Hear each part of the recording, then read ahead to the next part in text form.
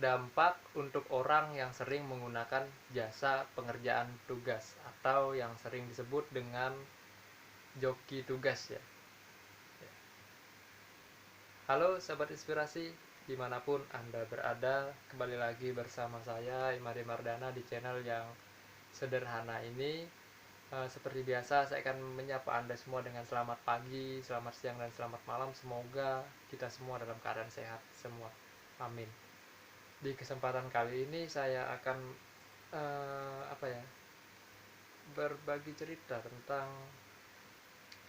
atau pengalaman tentang menggunakan jasa pengerjaan tugas atau yang sering kita sebut dengan istilah joki tugas ya. Dan saya sendiri ya, saya pribadi baru mengenal istilah joki tugas itu waktu saya masuk ke kuliah. Karena waktu SD, SMP, saya itu sekolah di desa, jadi kurang mengerti atau kurang mengetahui tentang istilah joki tugas ini. Atau mungkin waktu saya sekolah dulu sudah ada, ini mungkin namanya saja yang berbeda. Karena kebiasaan kami dulu kebiasaan saya dulu ya, sama teman-teman tuh, kalau misalnya dapat tugas gitu nggak bisa ngerjakan, kasih kami berkumpul di suatu tempat, entah itu di rumah si A, si B, atau bahkan ke hutan sawit. Karena dulu kami kami orang tua saya itu merantau di daerah sawit, jadi ketika kami bosan kami masuk ke dalam sawit untuk mengerjakan suatu tugas di sana ya. Dan di situ kami mengerjakan dengan cara membagi soalnya. Jika ada 10 soal maka akan kami bagi beberapa, satu orang tuh mendapatkan beberapa soal, sehingga soal itu terkerjakan bersama-sama, sehingga setelah dapatkan hasilnya baru kami kumpulkan menjadi satu, lalu kami minta ajarkan seperti apa cara mengerjakan dari masing-masing orang yang mendapatkan tugas tersebut. Jika suatu soal tidak bisa dikerjakan, maka kami akan bersama-sama mengerjakan soal tersebut. Jadi ya di sana kami bersama-sama belajar, nggak ada istilahnya kami menggunakan jasa dari orang lain, dan kami bersantai-santai itu nggak ada ceritanya. Dan karena waktu itu ya kami sangat mengetahui orang tua itu capek cari biaya untuk sekolah kami, jadi di sana kami berpikir untuk tidak melakukan itu. Oke, apakah kalian pernah menggunakan jasa pengerjaan tugas? Ini saya membahas kali ini cuma tugas untuk sekolah ya, bukan tugas-tugas seperti kerjaan kantor, bukan itu ya. Ini hanya tugas sekolah atau tugas kuliah. Apakah kalian pernah menggunakan jasa ini?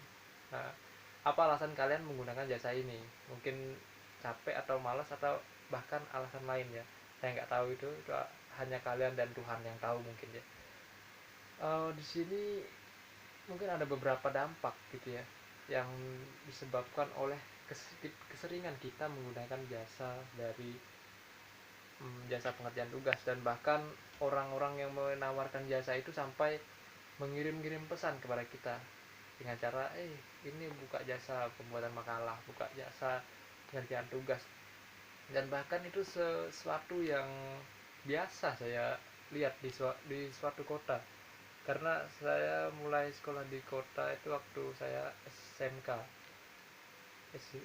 SD SMP kan saya tadi bilang saya di desa, lalu SMK saya baru di kota, sehingga saya baru mengenal itu. Tapi di SMK pun saya juga nggak kenal sama yang nama joki tugas itu, karena ya beneran saya waktu kuliah ini baru kenal sama yang nama joki tugas.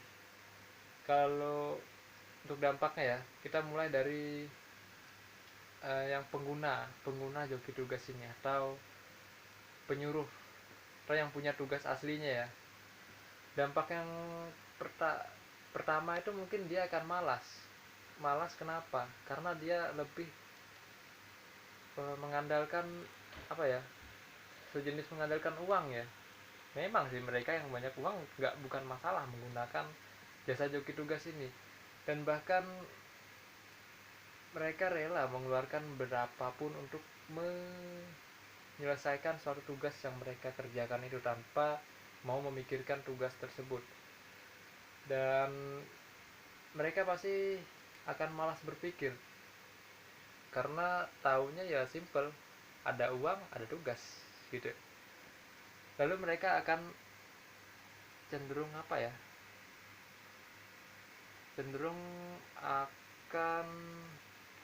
akan ketergantungan terhadap penggunaan dari joki tugas itu, sehingga setiap dia ada tugas maka jalan alternatifnya selalu itu yang digunakan karena suatu kebiasaan dari saat dia menggunakan joki tugas.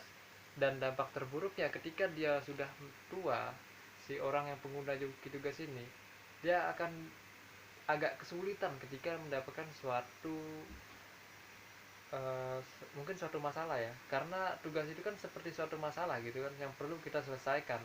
Jadi kalau dia menghindari masalah, menyuruh orang untuk mengerjakan suatu masalah atau tugas yang tersebut, maka kemungkinan besar dia akan mengalami kebingungan di saat suatu hari nanti, bukan sekarang ya tapi nanti.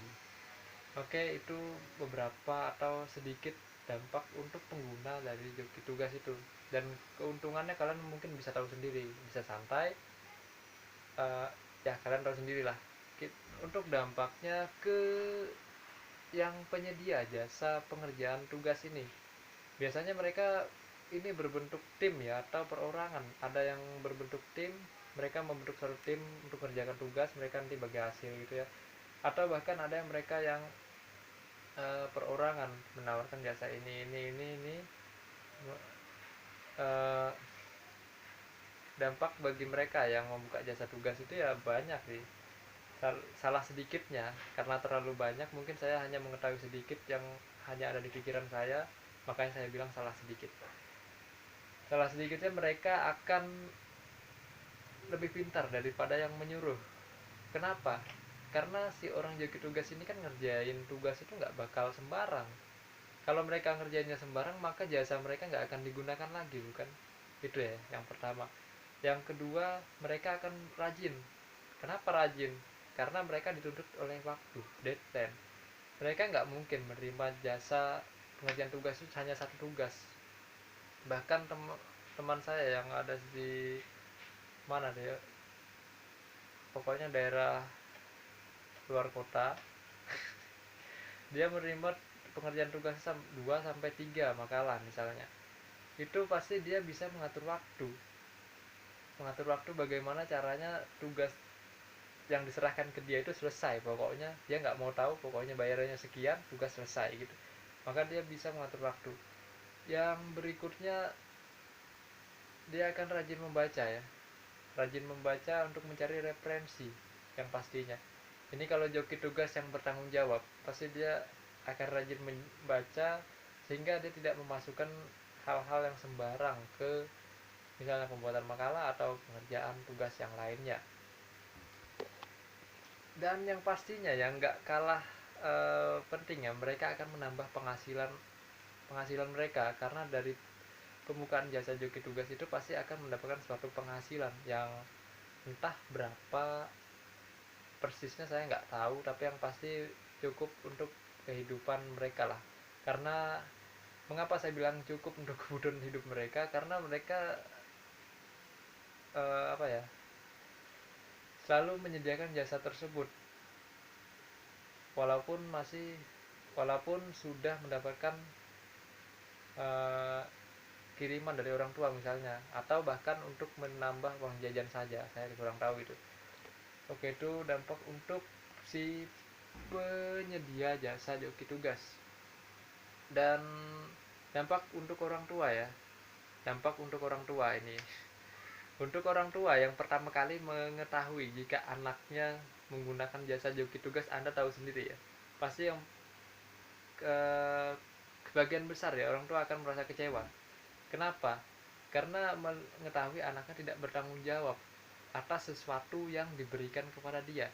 Karena suatu tugas itu adalah tanggung jawab. Tapi ada juga sebagian orang tua yang merasa senang. Saya kurang tahu ini. Mereka senang karena apa? Tapi kebanyakan dari orang tua akan merasa kecewa karena yaitu mereka nggak belajar tanggung jawab sejak mereka menggunakan jasa joki tugas itu. Dan mereka orang tua itu ya akan berpikir, saya capek-capek mencarikan biaya untuk dia tapi dia tidak mau e, berusaha untuk mengerjakan sesuatu yang diberikan kepada dia, padahal saya di sini mencari biaya untuk dia, seperti itu ya. Maka pasti orang tua akan berpesan, nah sekolah yang benar, di sini mama sama bapak mencarikanmu biaya untuk kamu melanjutkan pendidikan atau melanjutkan sekolah. Maka sekolah yang benar supaya kamu nggak seperti atau lebih baik dari bapak sama ibumu sekarang ini. Oke sahabat inspirasi, jadi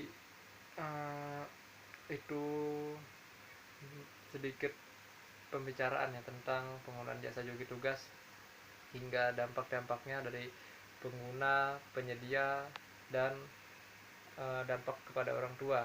Jadi bagi Anda yang sebagai penyedia atau pengguna, maka berbijaklah sejak saat ini, karena jika orang tua Anda mengetahui itu, maka orang tua Anda ya bisa Anda tanyakan coba ya, apa perasaan ketika orang tua Anda mengetahui Anda menggunakan itu atau menyediakan itu. Kalau sebagai penyedia sih sebenarnya banyak untungnya ya bagi saya ya, karena ya seperti pemaparan saya tadi.